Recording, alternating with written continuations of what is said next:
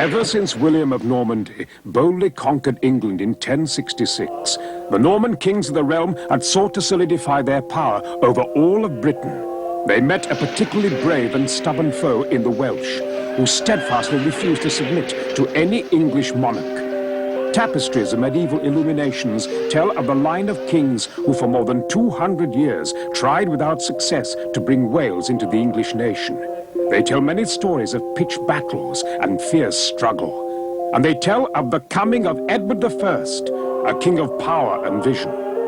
Edward saw that the key to victory in hostile Wales lay in English castles, manned by English troops and controlled by loyal barons. Which is why, on March the 27th, 1283, King Edward invested Kevin Lestrange as Lord of Aber Wyvern in agriculturally rich but rebellious northwest Wales.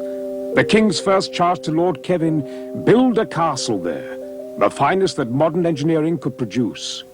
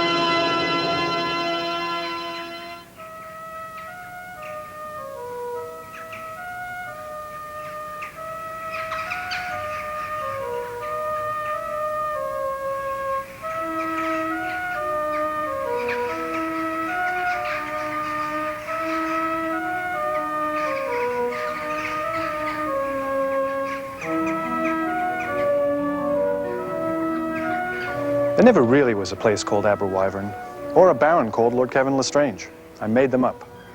But the rest of the story is quite true. And here's the proof. This is the Castle Conway, built some 700 years ago. I first saw the Welsh castles on summer holidays with my parents. I found them big, dark, and mysterious. I remember peeking into all their murky chambers, running along the passages and racing up every spiral staircase, 2 steps ahead of my sister. She remembers it slightly differently.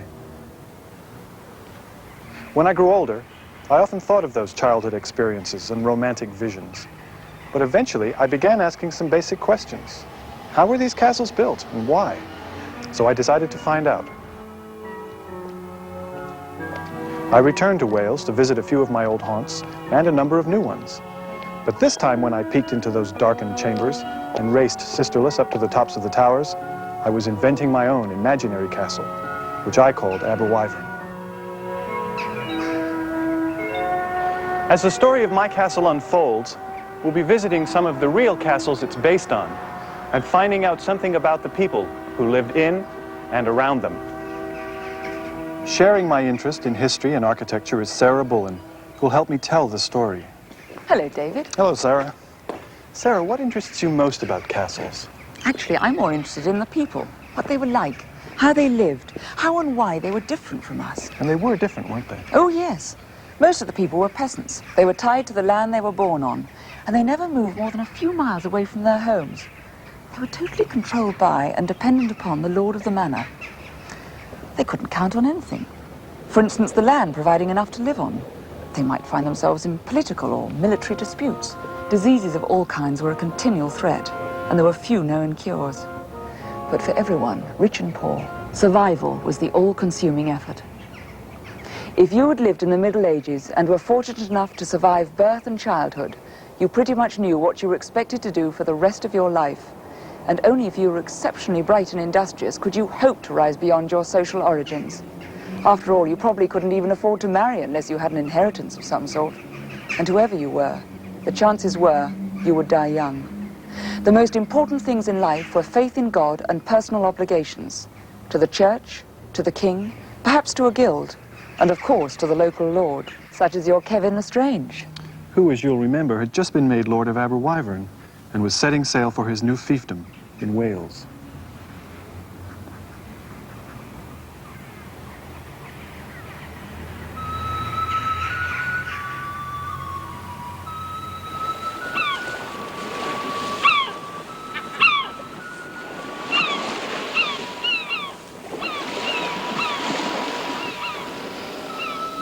We sailed to the mouth of the River Wyvern. I met there with Master James of Babington, the famous engineer who was already at work on other castles for the king in Wales and Scotland. I hope he proves worth his fee of 3 shillings a day, an unprecedented sum. I trust you had a pleasant journey, Lord Kevin. Is the journey from London ever a pleasant one? Hardly, I dare say. Shall we begin, my lord? It is critical that we be able to command all the surrounding land and control traffic and commerce through the area.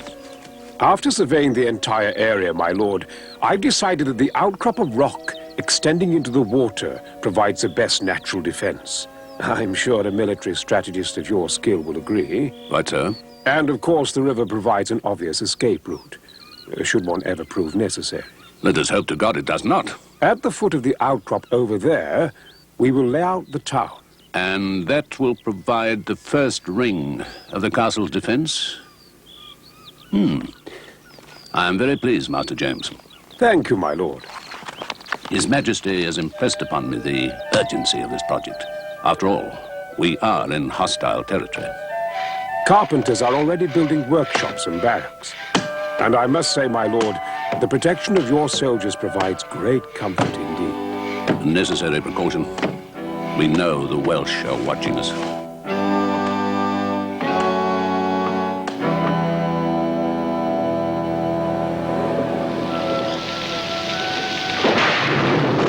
Satisfied with the progress, Kevin returned home and reported to his king.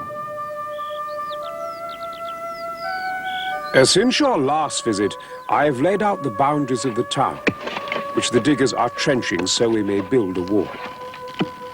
Master James, what sufficed in King Henry's With time... due respect, my lord, I have traveled throughout Europe and the Holy Land, studying the great military architecture. Your castle will be the strongest yet seen in the kingdom. I am glad to hear it. It is laid out in defensive rings. The outer curtain wall will measure 300 feet on each of its sides and will be defended by towers and gatehouses.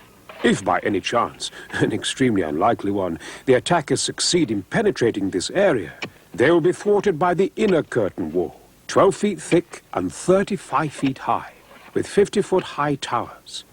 An intruder would virtually have to fly to get in. That should hold against Prince David and his Welsh rebels. In the center of the inner ward, we have the living quarters for yourself and Lady Catherine, your children and servants. My wife is a particular sort of woman. She will not relish living in this godforsaken outpost. See that you make her quarters as pleasing as possible. You may have my assurance of that, my lord. Over here will be the barracks for the soldiers, here the great hall and kitchen and storerooms, and here in the safest part of the castle will be the well. The castle is only as safe as its water supply. And the town, it will be a simple grid of streets and blocks to be further divided into lots. Very good. But the town defenses? The 3 entrances in the town wall will be fortified with double-towered gatehouses, which would prove quite effective. Most impressive. But how fast can the project be built? The stone is being quarried and loaded on ships, some of which have already set sail. But when the stone arrives, to maintain the pace of construction His Majesty demands, I simply must have more workers. And so you shall, Master James. Lord Kevin sent constables to several English cities to find the multitude of workers Master James required. Over 500 diggers were forced to march all the way from Lincolnshire.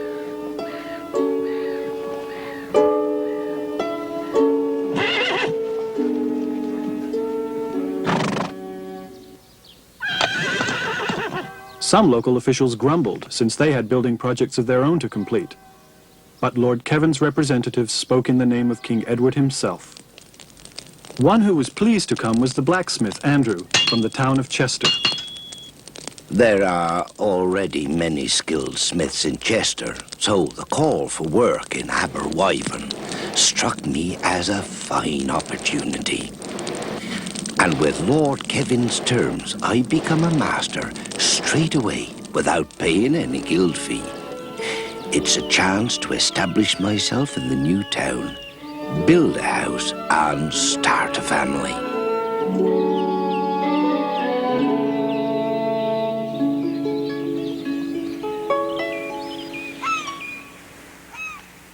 My Lord Kevin, construction on Aber Wyvern Castle is at its height.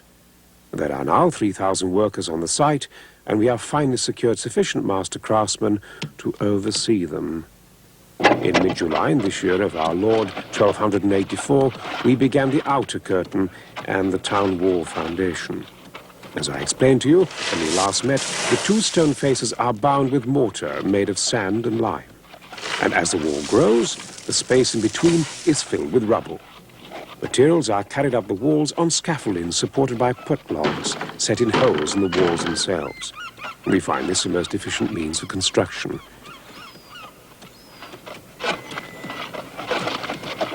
We use hoists and pulleys to lift lighter materials and tools. You understand, sir, that the windows near the bottom of the walls and towers must be small enough so that an enemy soldier cannot climb through. All the windows will be protected by iron grills and can be closed off by wooden shutters on the inside. In your living quarters, your gracious Lady Catherine will be pleased to note that each window will be fitted with glass. Of course, the tops of the walls will be crenelated with embrasures and merlons. Each merlon will be capped by 3 fearsome-looking finials. I have provided for arrow loops in the merlons for your archers. With a wedge-shaped recess cut out of the stone, the archer may aim anywhere across his field of vision without exposing himself to the attackers. One of the many refinements that adds up to the greatest castle I or any other Englishman has ever built.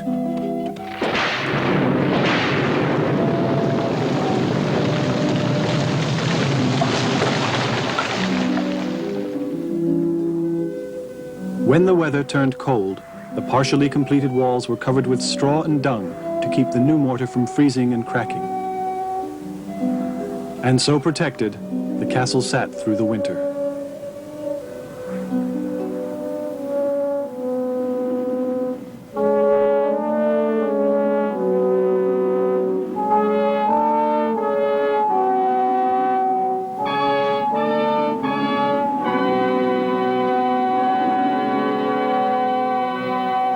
It's important to remember that the medieval castle is really a military machine, and every part has a specific function.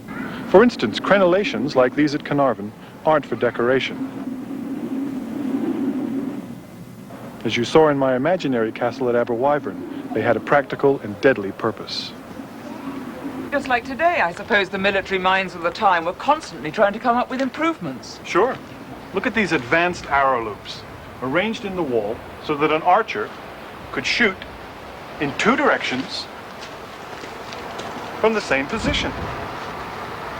And the development of the arrow loop in the first place was certainly an improvement over having to expose yourself to the enemy's fire in order to shoot your own weapon. It's because of improvements like these that Caernarfon, built towards the end of the 13th century, is castle building at its most sophisticated. Before Edward I's time, castles, cathedrals and other mammoth construction projects had taken generations to build, with long delays when the money ran out. Edward changed all this with his castles. He placed the financial resources of the entire kingdom behind them. He set up a bureaucracy to handle those finances, as well as planning and recruitment. He also expected his lords and barons to bear a large share of the cost. He drafted armies of willing and unwilling workers. And so, instead of taking generations, Edward's castles were built in less than a decade.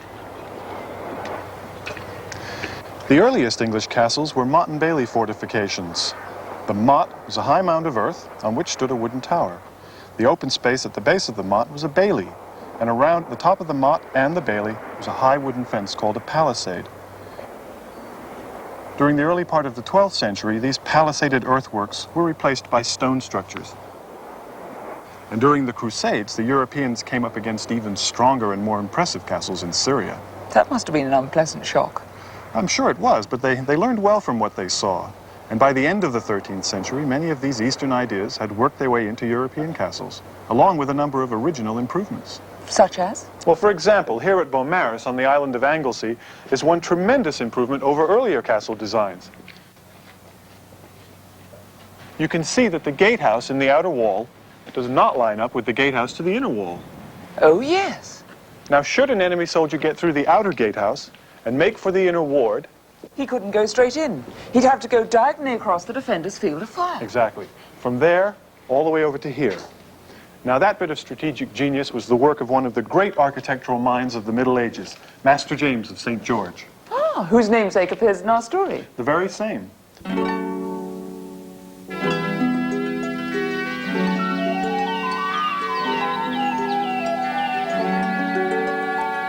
In the spring, the workers returned, and construction went along smoothly throughout the summer of 1285.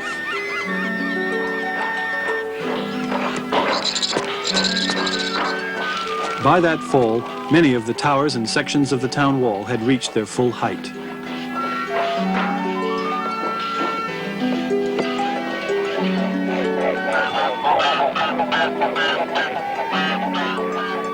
And in December, when the temperature dropped too low to work with wet mortar, all but a few hundred of the workers once again returned home to their families throughout England. The next year, Master James brought in 100 extra masons to speed up work on the inner curtain and its towers. As the castle drew nearer completion, timbers were brought from the forests of Dean.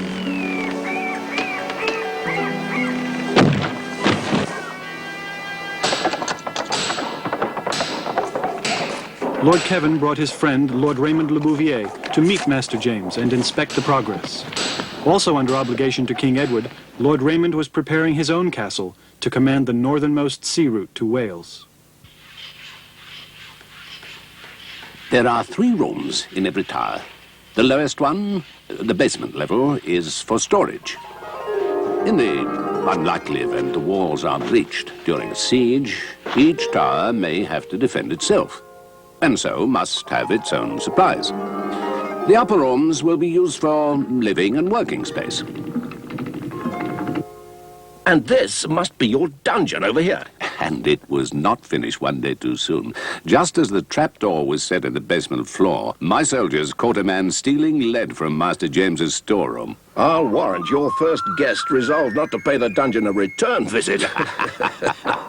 This is a fortress of war. But no castle is complete without a chapel for the worship of God, without whose favor all our efforts are to no avail. Magnificent. 2 full stories. I have scarce seen such beautiful glass, or such a noble altar. I'm deeply moved, Kevin. This way, please, my lords.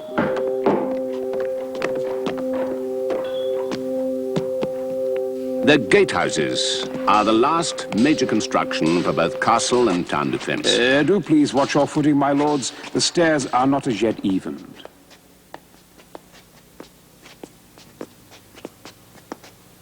Since the gatehouses are most vulnerable, I had to design them with great care.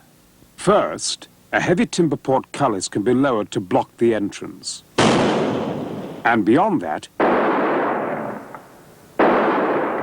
a set of wooden doors which cannot be opened when the drawbar is slid into place. Arrow loops in the towers allow the archers to rake and pepper the area. And then, of course, there are murder holes cut into the ceiling, through which soldiers above can attack any intruders in the passageway. But that would imply that they could even reach this point. Rather difficult, because the gatehouse defences begin with the drawbridge. The inner end is weighted, and when supports underneath are removed, That end swings down into a pit, lifting the other end high above the moat. Most efficient. And now, my lords, the inner ward, the very heart of the castle. The barracks building is 2 stories high, with a slate roof. Heaven knows we have plenty of that around here. The frame is erected first, and the spaces between the timbers fill with wattle and daub. The soldiers will live on the 2nd floor, and the basement is for stables and many of the castle's weapons. And over there is the armourer's shed. It's been quite a sight seeing these buildings going up around the ward, taking the place of our old huts. Those are top rooms, of course. They're for the Lord and his lady and their noble guests. But even the dogs have the finest of accommodation. I mean, look at them kennels in the east corner. And next to that is the mew for Lord Kevin's prized hunting birds. Everything's been thought of. In the castle, you no longer have to go out back when nature calls. There's garderobes built right into the walls. There's a round hole cut into the stone slab, leading right straight down to the cesspit below. Though I'll admit the garderobe isn't the most comfortable place on a cold winter night. Your great hall will be here. I placed it in a corner of the inner ward so that only 2 new walls will be required.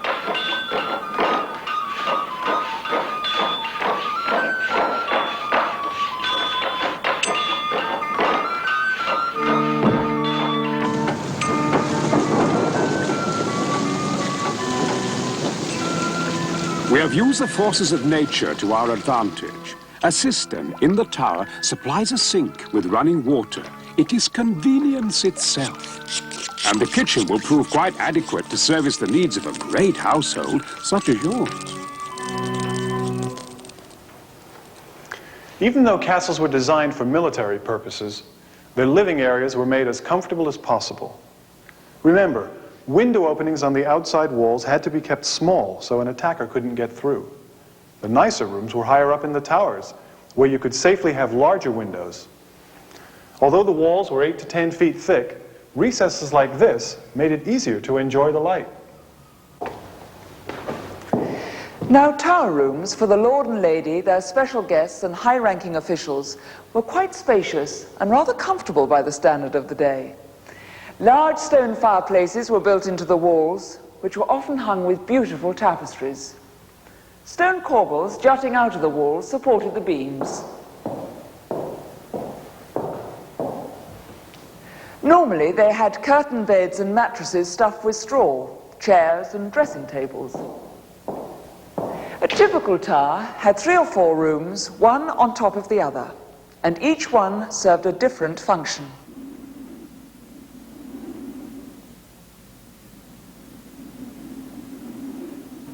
But the most important room in any castle was the Great Hall. This was where they congregated, ate, socialized.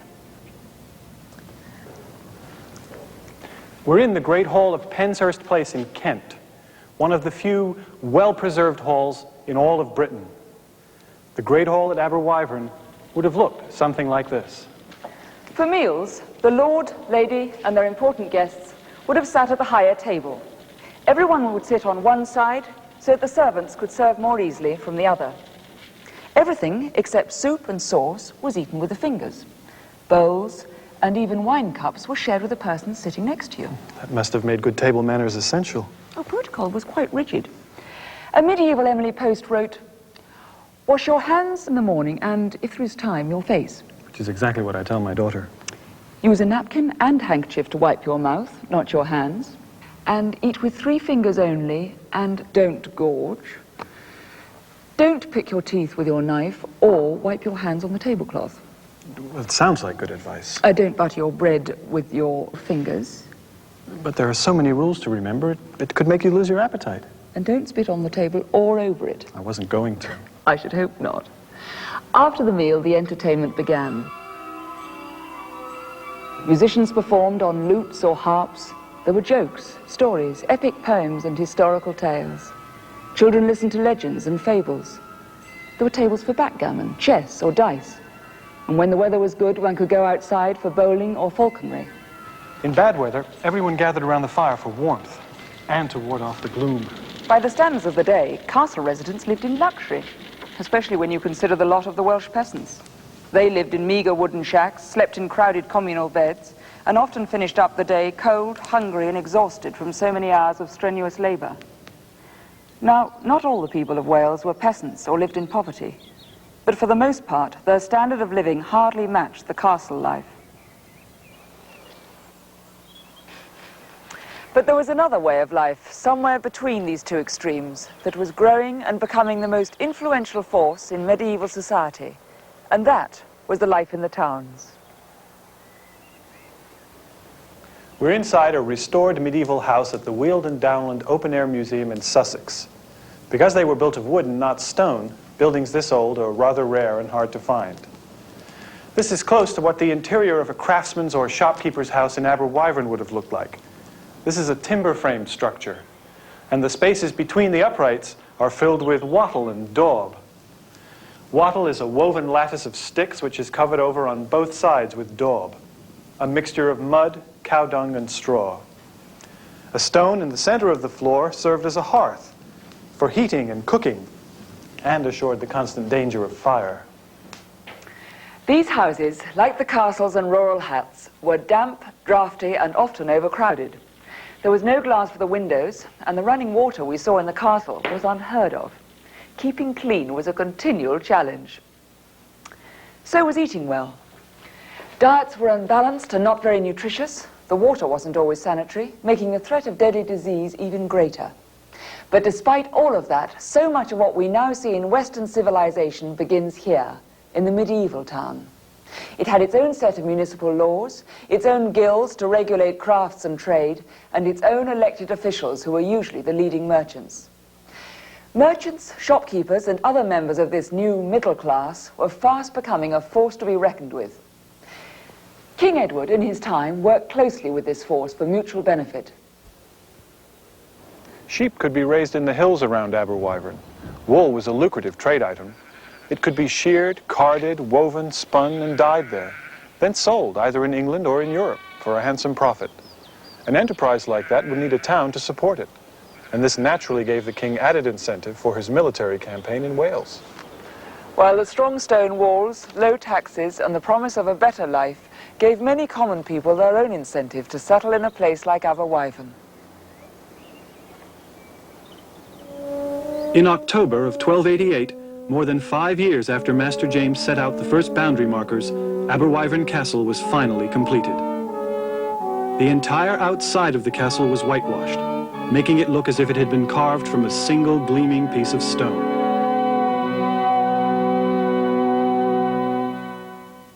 I have now turned my attention to the town.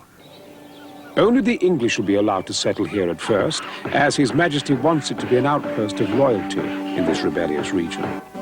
And with the promise of low rents and other enticements, the town will attract a goodly number of established, industrious people.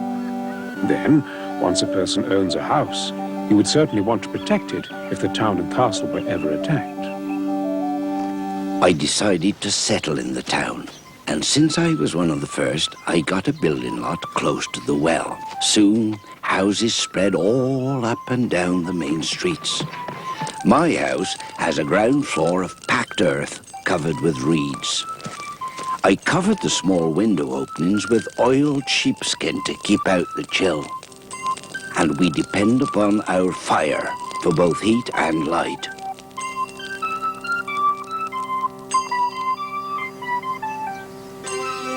Trading in wool's been strong in Europe, they say, and the hills outside of town are covered during the day with Aber Wyvern sheep. We hope that as we continue to grow, King Edward will grant us a charter, so we can hold a yearly fair like the one at Chester. That would bring merchants from all over, especially for our wool. Maybe even Italians from across the sea. Imagine, Italians in Aber Wyvern. Here is Thomas the Shoemaker's shop. And over there's my close friend, Oliver the tailor. Looks like he's opening up his shutters to start business for the day. As the number of shops has increased, some locations have become a bit more desirable than others. Though we like him well enough, no one wants to spot behind Matthew the butcher's shop. Oh, that's Robert the barber's place. We aren't large enough for a full-time physician, so we count on Robert to cure all manner of ills by bleeding out the bad humours. The man blowing the horn over there is the town skyard, who'll take your livestock out to be grazed. Hey, mind the window! That's one of Lord Kevin's servants on his way to the castle, and that's where I'm headed to, now that I'm an official smith there. Andrew had a right to be proud of the new castle. Everyone in the town was impressed.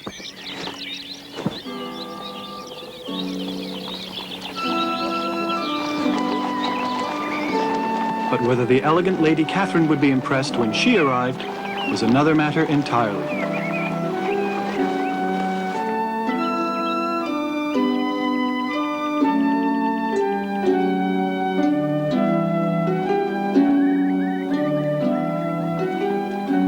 Being bound by the duties attendant upon my station in life, and being my lord's obedient wife, I knew there was no choice but to go and make the best of it. So on April the 23rd, 1289, I arrived at the castle with my ladies-in-waiting, younger children and servants.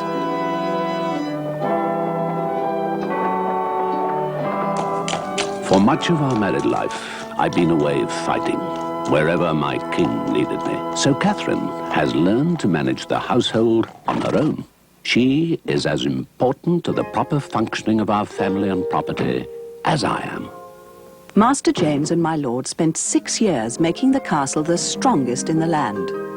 I've set myself to work making it as elegant and comfortable as a castle can possibly be. I insisted that Master James install fireplaces in every room of our living quarters, even though it was costly. I think it much to the family's benefit to relax in these smaller, warmer rooms, away from the draughts and noise of the great hall, particularly in the winter when everyone is cooped up inside. I hung the walls with beautiful tapestries from Normandy and Flanders. And I also brought our collection of books from which the tutor Philip teaches our children. I set a great store in education. I oversee the training of our own soldiers, and when there's time, I often join them for riding or hunting.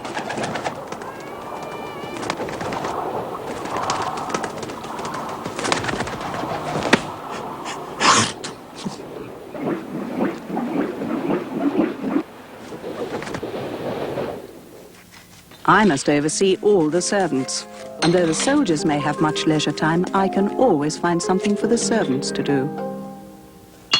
I was working in the forge on a quiet afternoon in May when a messenger arrived on horseback and asked to see Lord Kevin directly.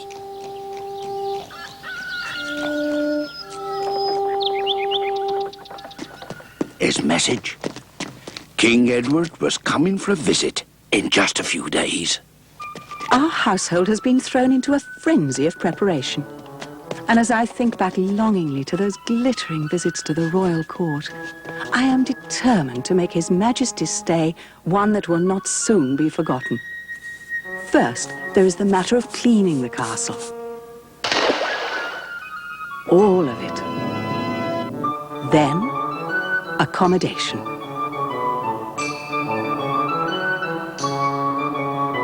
Lord Kevin and I will relinquish our own apartment for the King's use. Of course, we in turn will move to the steward's quarters. He to the chamberlains, the chamberlain to the marshals, the marshal to the butlers, and so on.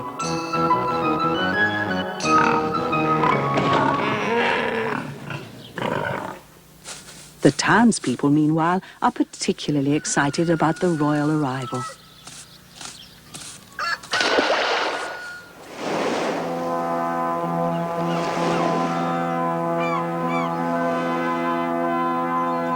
King Edward is making his entrance through town so that we can all catch a glimpse of His Royal Highness. Naturally, all business has stopped. It's not every day you get to see a king. In the evening, we held a great feast for His Majesty.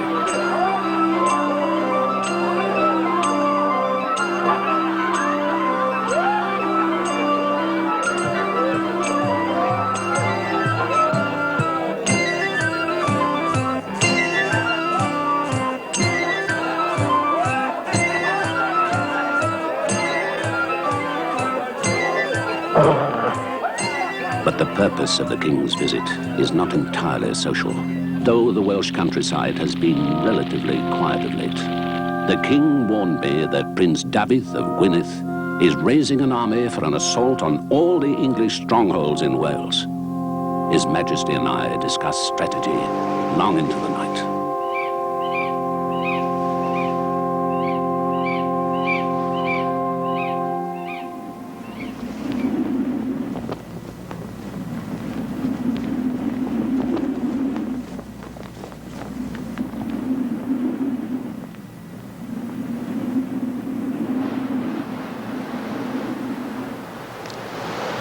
The modern game of chess, which dates from about the time of Lord Kevin's castle, is a fairly accurate representation of medieval warfare.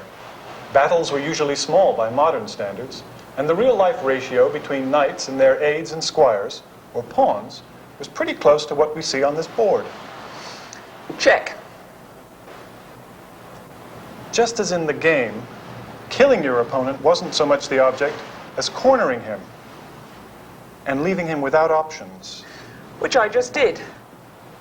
Checkmate. So you did. Let's get back to the real thing.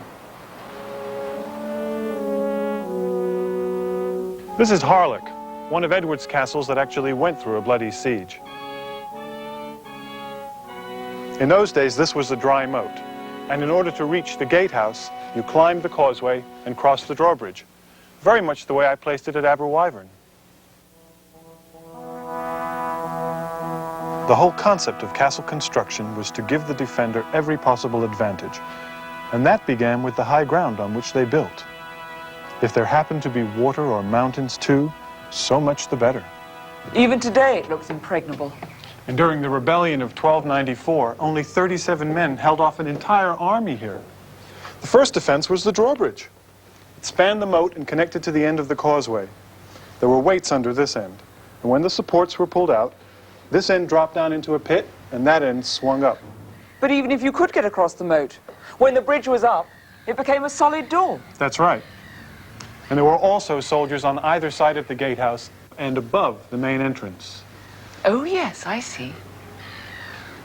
They were also protected by heavy wooden doors. And behind each pair of doors was a heavy oak drawbar, which slid across here and into that slot over there. A portcullis slid up and down in these grooves. Arrows could be shot through here. A second portcullis was here, a second pair of doors was here, and another drawbar across here. Now, if for any reason an attacking army was able to break through the gate, Sarah, you be the Welsh army and attack my castle. I don't know about that. So it's to be English against Welsh again, is it? Just to make a point, for the sake of history. I think I'd rather have your part. David? I'm all ready for you. I think I know how the Welsh must have felt. Of course. All right, now, come on forward, pretending you've made it over the drawbridge and through the outer gate. Assuming I could. And Master James was trying to make sure you couldn't, but let's say you did. Very well, I battered my way through the door. So you have. And as soon as you did, I dropped the portcullis behind you. Now you're trapped between two portcullises, and my archers can get you through the arrow loops. Checkmate. Now I can dump boiling water, burning coals, stones, possibly even a dead cat on you through this opening, called a murder hole. I can see why. You can also see what a mess you'd be in. Well, of course, you had all the advantages. That's what King Edward was paying for. Then let's say I knew enough not to come through the gate and instead built a wooden siege tower up against the wall. Then I'd dump burning straw down on you and set the tower on fire. All right then, two can play at this game. What if I just sit outside and wait for you to starve? Well, I might get hungry after a while, but don't forget I've got reinforcements on the way. Then let's say I dug a tunnel under the castle wall and came in by surprise. You'd be a very good general, Miss Bullen. Then that is the best way. I didn't say that. All of these methods were difficult and risky, including that one. But the fact that they were even tried says something about the tremendous strength of these castles. Well, if they had to be built that strong, it must also say something about the spirit and determination of the Welsh people. Absolutely right. They were a fiercely proud, brave, and independent people. And any English monarch who forgot that did so at his own peril. As part of his program in 1284, King Edward I named his son, who was born at Caernarfon, to be the first Prince of Wales. And ever since that time, the eldest son of every English monarch has had the title of Prince of Wales. Sarah, do you know what the king's first gift to his son was? Let me guess. A toy castle. You've got it. Let's get on with our story.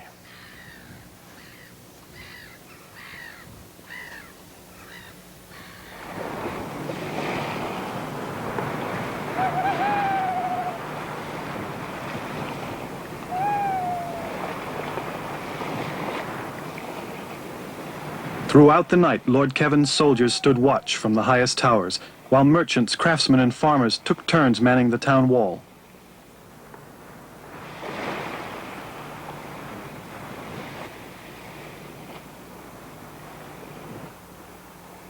In the waters around the castle, Welsh ships prevented escape or new supplies reaching the English.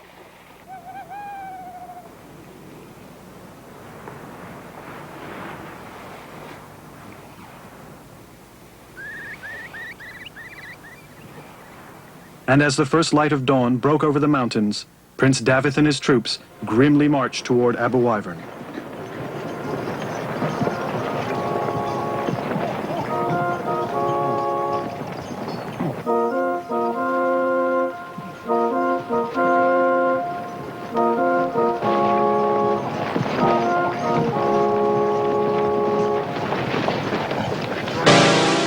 What lay in our way, we destroyed. The flour mill, the livestock barns, farmhouses. I ordered all the grain fields put to the torch. No longer will we suffer the presence of the cursed English in our land.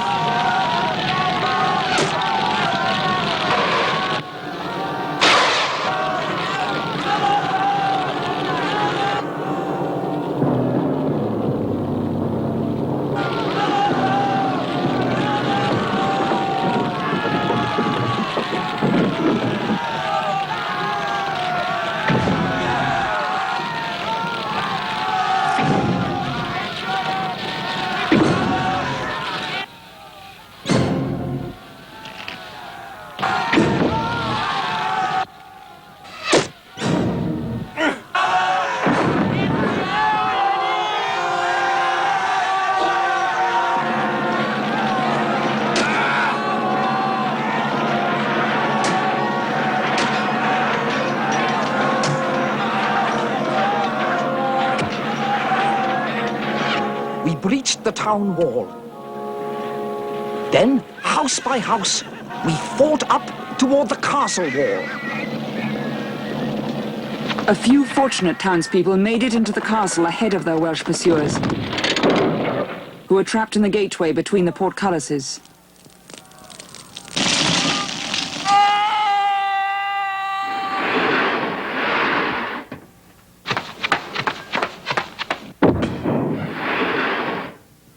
From high atop the gatehouse tower to the inner ward, Lord Kevin watched the destruction and slaughter.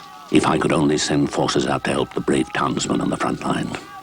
But if I leave the castle without defences, the whole siege will be lost. And with the Welsh army closing in, I cannot open the gates for any more people escaping the carnage. But now, the battle has come to us. Outside the castle walls, David's men assembled in force, preparing their siege towers and catapults. Inside the castle, archers stood poised, ready to unleash the first wave of arrows as the attackers came within their range. My plan has been to cut off the castle from the land while our ships cut it off from the sea. and to starve Kevin into surrender.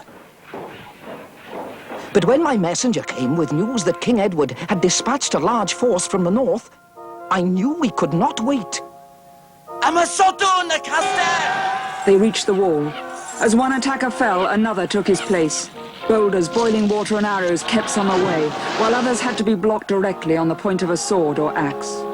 My sappers are digging a tunnel under the wall. When they finish, the logs supporting it will be burned. Then the tunnel will collapse, the wall with it, and we can storm the castle and send the English dogs straight to hell. Inside the inner ward, part of the barracks became a hospital as the wounded were brought down from the walls. The fighting at the castle wall continued without let-up for 3 days as each exhausted shift was replaced by the next.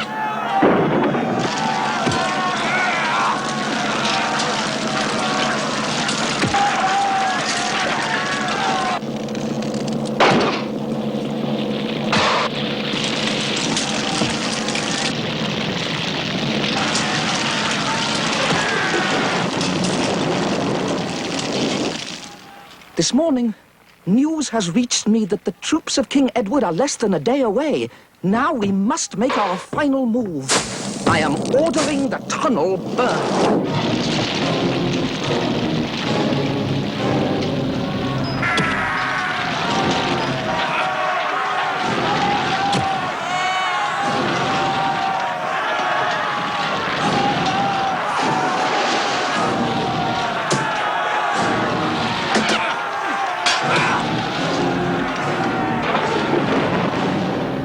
But throughout it all, my castle remained secure and impenetrable, and the wall over the Sappers' Tunnel proved too strong and thick to fall.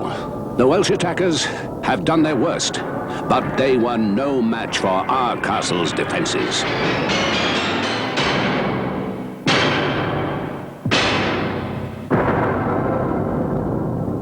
Duffy knows the advantage is now mine.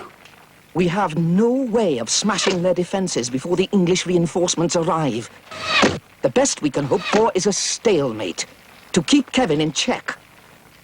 The tide of battle has turned! Finally, I have Davith on the run! I am ordering a retreat. We have no choice. We will need greater strength to drive these cursed English from our homeland. Until we do, the struggle will never cease. We know that God and right are on the side of Wales, and we are willing to die for our land.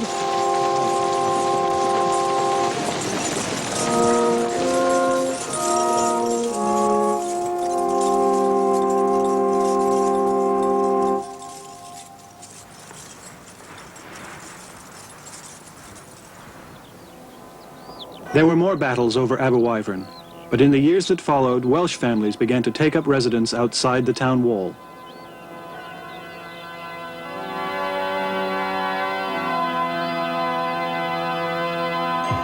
During fairs and on market days, they came in to sell and trade their goods.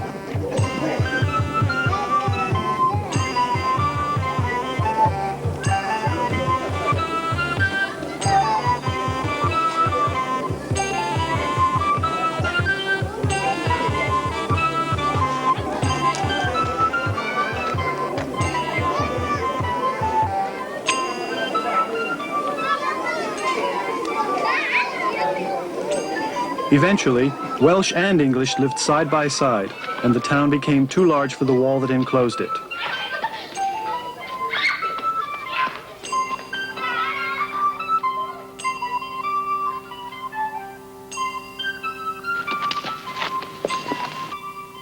When the Welsh became part of the business life of the area, the castle built to subdue them became unnecessary. Thus, the full measure of King Edward's victory wasn't achieved until almost 200 years after his death.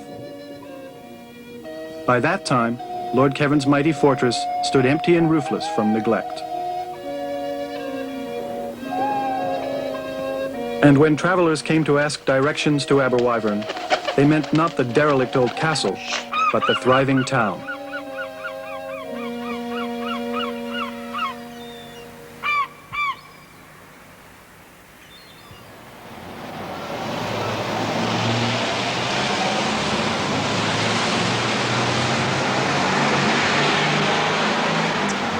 There weren't many castles built in Britain during the 14th century.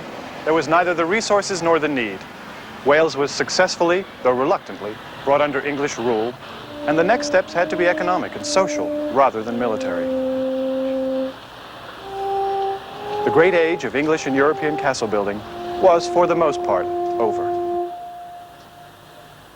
The 13th century, remarkable for its scholastic, economic, judicial and architectural achievements, faded into a 14th century of more frequent wars, disease, famine and disorganization. By the end of the 1300s, the European population had been cut nearly in half by an enemy the people of the Middle Ages dreaded far more than all the armies the most powerful princes could muster: the Black Death. No castle wall could keep out the plague, a terrifying infectious disease that spread through Europe beginning in 1348. Nor could any castle withstand the introduction of gunpowder, cannon, and other improvements to the business of war making.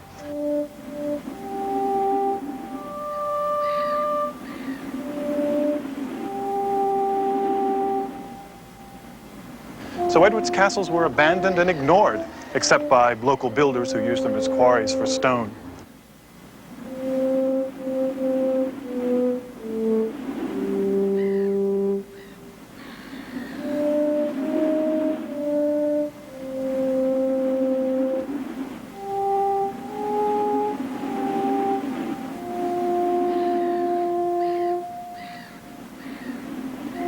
But the great castle here at Conway, which happens to be my favorite, is still a powerful and stirring reminder of the past in the midst of this bustling town. I can't help thinking that in the nearly 700 years since Edward's time, so much has changed. Methods of warfare, outlooks on life.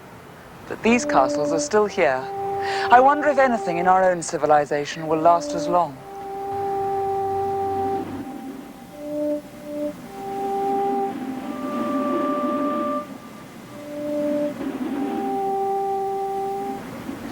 In spite of the romantic images they conjure up, we mustn't overlook the fact that castles symbolize a long-standing and less flattering human trait, man's apparently insatiable desire for conflict and conquest.